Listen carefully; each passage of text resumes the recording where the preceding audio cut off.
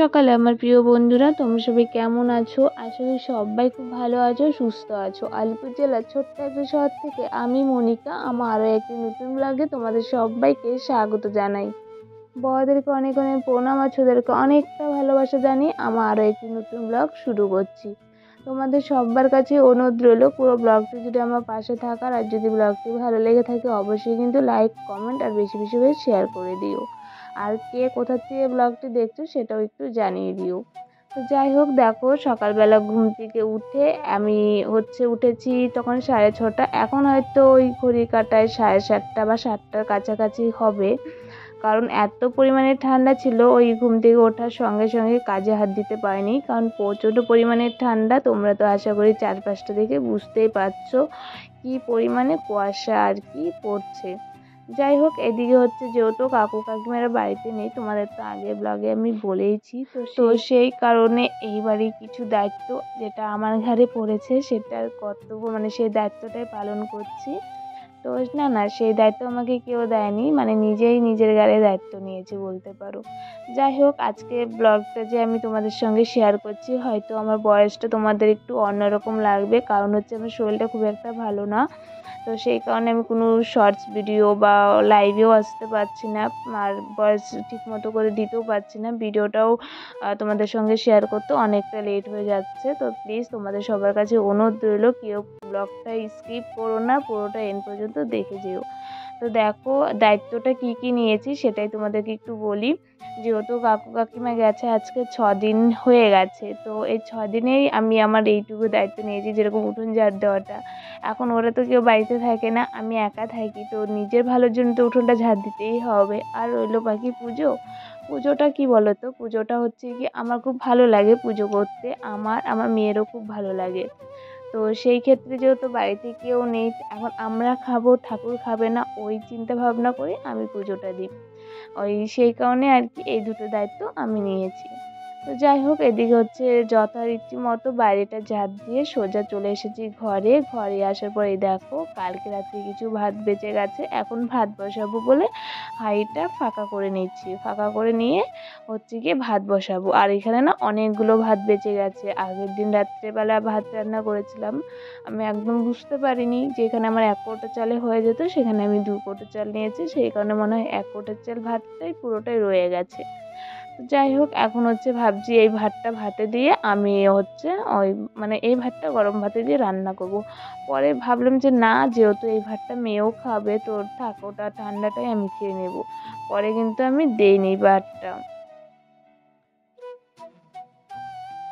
আর এখানে দেখো পরশুদিন গিয়ে আমি পরশুদিন না, কাকু কাকিমারা যেদিন গিয়েছে সেদিন তোমরা তো জানবেই আমি ঠিকঠাকভাবে ব্লগ ঠিকভাবে দিতে পারছি না। তো এই ঘরের কাজে একটু ব্যস্ত ছিলাম, তার মধ্যে শরীরটা খুব একটা ভালো যাচ্ছে না, সেই কারণে শেয়ার করতে পারছি না। তো দেখো এই যে কলেপারটা, তোমরা তো আগের ব্লগে দেখেছো কলেপার ভীষণ নোংরা ছিল, তো এটা আমি এখন পরিষ্কার করেছি। কাকু কাকিমা যেদিন গেছে তার পরের দিন আমি এই কলেপারটা সুন্দর করে পরিষ্কার করে নিয়েছিলাম। তো দেখতে কি ভালো লাগছে তাই না? আসলে কি বলতো, আমার নোংরা জিনিসটা পছন্দ না, কখনো কখনো মজবুরি বাধ্য হয়ে ওই নোংরা জিনিসটাই ব্যবহার করতে হয়। আবার কখনো কখনো যখন ভাবি যে নিজের হয় না, তখন ওটাকে আমি সুন্দর করে পরিষ্কার করে রাখার চেষ্টা করি। যাই হোক, যেহেতু আমি এখন কলেপারটা একাই ব্যবহার করছি, তো আমি আমার মতো করে পরিষ্কার করে নিয়ে ব্যবহার করছি। আবার যদি যে যেরকমভাবে ব্যবহার করে ভালোবাসে সে সেরকমভাবে ব্যবহার করে। যাই হোক, আমি কাউকে কোনো কিছু বলতে চাচ্ছি না। তো দেখো এখানে কলেপার তো পরিষ্কার করেছি বললামই, আর আরও অনেক কাজ করেছি, সেটা তোমাদের সঙ্গে আস্তে আস্তে শেয়ার করব। এই দুদিন দুদিন না, 4-5 দিন ধরে রোদে দেখা পেয়েছিলাম বলে অনেক জামা কাপড় ধুয়েছি, অনেক কিছু ঝাড়াঝাড়ি করেছি, সেগুলো তোমাদের সঙ্গে শেয়ার করা হয়নি। তবে এই যে আবার 2 দিন ধরে যেইকে সেই হয়ে গেছে, রোদ্দুর দেখা তো পাচ্ছি না, কালকেও রোদ্দুর দেখা পাইনি, আজকে তো মনে হয় না পাওয়া যাবে, কারণ এত পরিমাণে কুয়াশা পড়ছে, সে তো তোমরা দেখছোই। যাই হোক, এদিকে দেখো মেয়েও ঘুম থেকে উঠে পড়েছে, আর এদিকে আমি ব্রাশ করছি আর ভাতটা বসিয়ে দিয়ে এসেছি, কারণ মেয়ে তখনও ঘুমিয়েছিল। যখন আমি চাল আনতে গিয়েছি ওই ঘরে, তখন দেখি মেয়ে ঘুম থেকে উঠে পড়েছে। আর এদিকে মেয়েকে নিয়ে সোজা চলে এসেছি কলের পাড়ে ব্রাশ করতে, কারণ এখন যদি আমি ওর সঙ্গে দাঁড়িয়ে ব্রাশ না করি না, তাহলে ও আর এখন ব্রাশ করতেই যাবে না। অনেকটা মানে এটা সেটা বায়না করে অনেক বুঝিয়ে বাজিয়ে তারপর কিন্তু আমার ওকে ব্রাশ করাতে হয়। আর এদিকে দেখো আমি কিন্তু এখন ব্রাশ করছি এখানে, আর মামাম কিন্তু এখানে নেই। মামাম সোজা চলে গেছে ওই দিকে, মানে ঠাকুরঘরের ওই দিকে চলে গেছে, তাই আর কি ওকে আমি ডাকছিলাম। তো এই যে নিয়ে এলাম, নিয়ে আসার পরে এখন আর কি বলছি দেখি কে ফার্স্ট হয় ব্রাশ করে।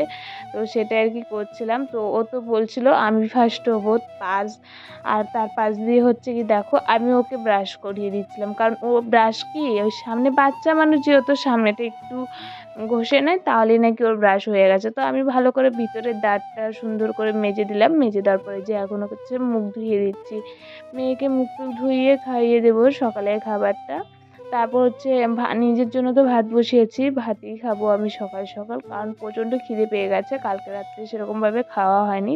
তো সেই কারণেই সকাল সকাল ভাত বসিয়ে দিয়েছি। আর ওইদিকে মেয়ের মুখ ধোয়া হয়ে গেছে, এখন আমি মুখ ধুয়ে নিচ্ছি। মর্নিং এভরিওয়ান, সকালবেলা তো দেখলেই আমি কি কাজ করেছি সে সমস্তটাই তোমাদের সঙ্গে শেয়ার করার চেষ্টা করেছি। আর এখন দেখো ব্রাশ টাশ করে এসেছি, মেয়েকে পরিষ্কার করে দিয়েছি, মেয়ের সকালে খাওয়া দাওয়া কমপ্লিট।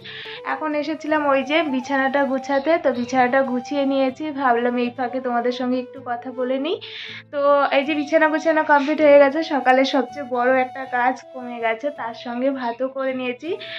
মানে শুধু সিদ্ধ ভাত করেছি সকালে খাওয়ার জন্য, মেয়েকে যেহেতু দুধ খাইয়ে দিয়েছি, মেয়ে তো আর এখন ভাত খাবে না, তো আমি এখন অল্প একটু ভাত খেয়ে নেব। ভাতটা খেয়ে নিয়ে হচ্ছে দুপুরে রান্না করবো। আর দুপুরে রান্না করবো যে কি আমি নিজেও জানি না, ঘরে অনেক সবজি আছে। আর এদিকে মেয়ে বলছে মাছ খাবে, আমার মেয়ে নিরামিষটা একদমই খেতে পারে না। তো দেখছি এদিকে যদি বাড়ির সামনে দিয়ে মাছ যায় তাহলে অল্প একটু মাছ রাখার চেষ্টা করব। আর এইদিকে আজকে জানলাটা খুলিনি, বাইরে প্রচণ্ড ঠান্ডা, তোমরা তো দেখতে পেলে চারদিকটা কুয়াশায় ঢাকা আছে।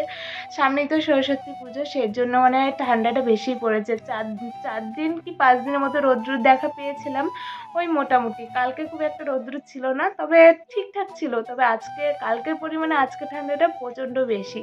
তো যাই হোক সকাল সকাল খাওয়া দাওয়া করে স্নানটা করে আগে পুজোটা দিয়ে নিবো ভাবছি, তারপর বাকি কাজগুলো করবো, নাহলে না পরে ঠান্ডার মানে স্নানটা করতে প্রচণ্ড ঠান্ডা লাগে।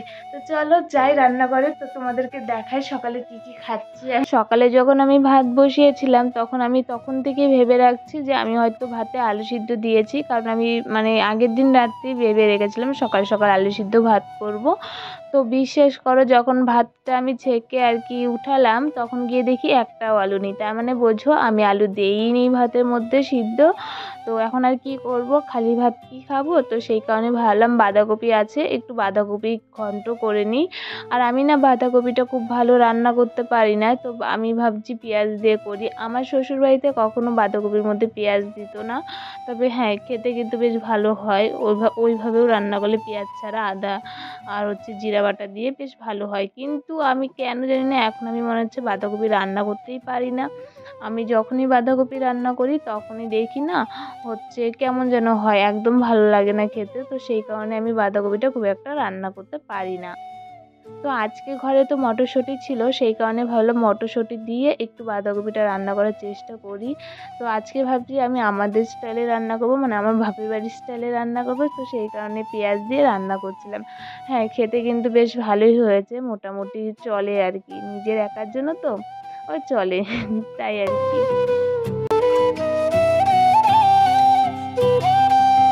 আর এদিকে তো মেয়ে মাছ খেতে চেয়েছিল, তোমাদেরকে তো বললামই। তো ওইদিকে আমি বাঁধাকপি যখন করছিলাম তখন দেখি মাছওয়ালা যাচ্ছিলো, তো ওনার কাছ থেকে রেখে দিয়েছিলাম অল্প একটু বাটা মাছ, তো সেটাই এখন রান্না করে নেব। আর হচ্ছে আমাদের কিন্তু সকালের খাওয়া দাওয়া কমপ্লিট হয়ে গেছে, মেয়ের আমার দুজনেরই সকালের খাওয়া দাওয়া কমপ্লিট। তো এই যে এখন হচ্ছে মাছের ঝোলটা করে নিলে দুপুরে রান্নাটাও কমপ্লিট হয়ে যায়। আর দুপুরে কি রান্না করছি সেটা তো অবশ্যই তোমাদের সঙ্গে শেয়ার করব।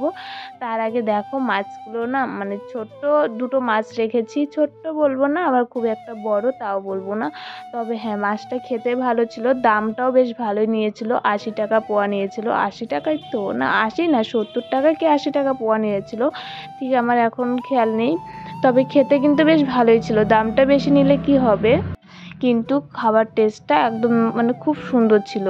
যাই হোক, আমি বাটা মাছটা রান্না করেছিলাম ফুলকপি দিয়ে, মানে তোমরা দেখতেই পাবে। আর এখানে টমেটো দিয়েছিলাম, মানে খেতেও খুব সুন্দর হয়েছিল। আমার মেয়ে মাছ খেতে ভীষণ পছন্দ করে। আমি যদিও বাপের বাড়িতে থাকতে মাছ খেয়েছি, খুবই মাছ খেতাম। শ্বশুরবাড়ি গিয়েও মাছ খাওয়ার মানে সেটা বেশিই ছিল, কারণ আমার ওই বাড়িতে মাছ প্রতিদিনই হয়।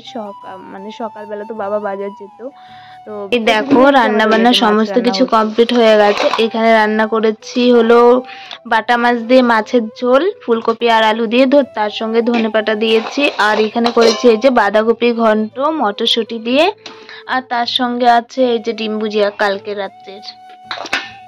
এখন আর কি দুপুরে রান্না বান্না সমস্ত কিছু কমপ্লিট। আর এখন হচ্ছে রান্নাঘরটা পরিষ্কার করবো। রান্নাঘরটা পরিষ্কার করে তারপর যাবো স্নানে। আর মেয়েরও খাওয়া দাওয়া কমপ্লিট হয়ে গেছে, সকালে আমিও খেয়ে নিয়েছি, সেটা তোমাদের সঙ্গে শেয়ার করতে পারিনি। যাই হোক, তো চলো রান্নাঘরটা পরিষ্কার করি। রান্নাঘরটা পুরো একদম এই দেখো অগোছানো হয়ে আছে। রান্নাঘরটা এখন পরিষ্কার করে তারপর মেয়েকেও স্নান করাবো, আমি নিজেও স্নান করবো। এদিকে কাকু কাকিমারও আসেনি, তার মানে আজকেও আমাকে ঠাকুর পুজো করতে হবে। তো চলো আর কি সমস্ত কাজকর্ম তাড়াতাড়ি করে কমপ্লিট করে নিই, তারপর আবার আসি। আর আমার হচ্ছে ওই অভ্যেসটা একটা অভ্যেসে পরিণত হয়ে গেছে। তবে হ্যাঁ, আমার সব দিকেই অভ্যেস আছে। আমি মাছ ছাড়াও খেতে পারি, মাছ দিয়েও খেতে পারি, মাংস দিয়েও খেতে পারি, ঠিক আছে। কিন্তু আমার মেয়েটা যে কি হয়েছে ভাই, এক ফুটটা মাছ ছাড়া খেতে পারে না। ওকে যখন আমি নিরামিষ রান্না করে দিই, ও ভাত মুখেই নিতে চায় না। যাই হোক, এখন হচ্ছে দুপুরবেলা স্নান টান কমপ্লিট, মেয়েকেও করে নিয়েছি, আমিও করে নিয়েছি, ঠাকুর পূজা দেওয়া হয়ে গেছে। তো এখন হচ্ছে মেয়েকে ভাত খাইয়ে দিচ্ছি। মেয়েকে ভাতটা কন্টিনিউ করতে পারিনি, কারণ দুপুরবেলা দেখতেই তো পেরেছো, মানে পুরো তাড়াহুড়ার মধ্যে ছিলাম। শর্টকাট ভাবে সমস্ত রান্নাঘরে কাজকর্ম কমপ্লিট করে মেয়েকে খাইয়ে স্নান টান করিয়ে ঘুমটুম পাড়িয়ে দিয়েছি। তারপর নিজে স্নান করেছি, ঠাকুর পুজো দেওয়া ছিল, সমস্ত কিছু নিয়ে পুরো বলতে পারো খুব ব্যস্ততার মধ্যে ছিলাম। আর আজকে তো এত কুয়াশা আর এত ঠান্ডা না, মানে ভাবছিলাম কতক্ষণে কাজগুলো কমপ্লিট করে এসে শুবো, মানে ভীষণ আর কি মানে বলতে পারো পরিশ্রম হয়ে গেছে। আর আজকে অনেকগুলো জামা কাপড় ধুয়েছি। তো যাই হোক, দুপুরবেলা তো সেরকমভাবে কোনো রকমভাবে ব্লগটা কন্টিনিউ করে নিয়েছি। আর এখন হচ্ছে সন্ধ্যা 6টা বাজে, এই সবে সন্ধ্যা দিয়ে এলাম। এখন হচ্ছে এই যে ঘরে এসে বসে আছি কম্বলের নিচে, কারণ প্রচণ্ড ঠান্ডা, বাইরে যাওয়াই যাচ্ছে না। এখন যাব রান্নাঘরে গিয়ে মামামের দুধ গরম করব, মামামকে সন্ধ্যার টিফিন করে দেব। সন্ধ্যার টিফিনে কি যে খাবে কে জানে। মামাম কি খাবে সন্ধ্যার টিফিনে? দুধ মুড়ি খাবে। এদিকে এসে বলো কি খাবে? দুধ মুড়ি খাবে। তোমার দুধ মুড়ি খেতে ভীষণ ভালোবাসো? তাই? ওরে বাবা। যাই হোক, মামা বলছে মামাম এখন সন্ধ্যায় দুধ মুড়ি খাবে, তো মামামকে এখন খাইয়ে দিব। খাইয়ে দিয়ে তারপর হচ্ছে কি আমার মামামকে বই পড়ানোটা এখন একটা বড় দায়িত্ব।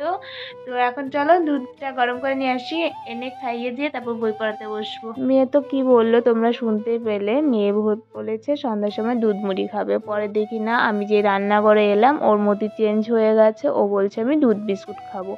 তো সেই আর কি দুধ গরম করতে এসেছি রান্নাঘরে। আর ভাবছি নিজের জন্য একটু চা করব, যেহেতু ঠান্ডাটা বেশ ভালোই পড়েছে আজকে, সেই কারণে ওই চাটা খেলে না একটু ভালো লাগে। এখন তো আর চা সেরকমভাবে খাওয়া হয় না আর কি। তো যাই হোক, এই যে চা খাবো বলে এই পাশে আমি চা করছি, আর ওই পাশে মেয়ের জন্য দুধ বসিয়ে দিয়েছি। আর এইদিকে কি হয়েছে বলো তো, কথায় আছে না সংসারে কোনো জিনিসই অকাজের না, সব কটাই কাজের।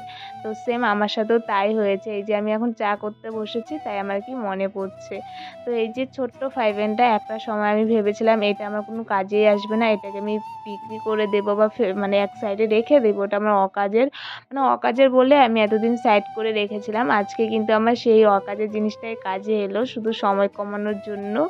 তো এই দেখো, এটা হচ্ছে গিয়ে আমি এখন চা করছি, কারণ হলো গিয়ে এখন চা খাবো। এই যে ওই পাশে দুধে মানে ওই ফ্রাই প্যানটায় দুধ বসিয়েছি, এখন যদি আমি ওই দুধটা নামিয়ে চা করি অনেকটা লেট হয়ে যাবে, অনেকটা সময় লাগবে। তো সেই কারণে সময় বাঁচানোর জন্য আমি দুই পাশে বসিয়ে দিয়েছি, আর এই পাশে ফ্রাই প্যানটায় চা করে নিচ্ছি। এই ফ্রাই প্যানটা না, মানে আমি কেন বলেছিলাম অকাজের বলো তো, আমি এই ফ্রাই প্যানটা এই যে শুধু তোমরা হয়তো দেখতেই পাচ্ছ ফ্রাই প্যানটার নিচে একটা দিয়ে রেখেছি, কারণ হলো গিয়ে এই ফ্রাই প্যানটার ওই যে ডান্টিটা ভীষণ ভার। আমি যদি এমনি বসে আর কি চাটা, তাহলে হচ্ছে যখন তখন ওই ফ্রাই প্যানটা পড়ে যাবে, পড়ে গিয়ে একটা দুর্ঘটনার মানে সম্মুখীন হতে হবে। সেই কারণে আমি কৌটোটা দিয়ে রেখেছি। এই ফ্রাই প্যানটা না ভীষণ ভার আর ডান্টিটা, তো সেই কারণে ঠিকঠাকভাবে গ্যাসে বসে না, সেই কারণে আমি অকাজের বলে দূরে সরিয়ে রেখেছি।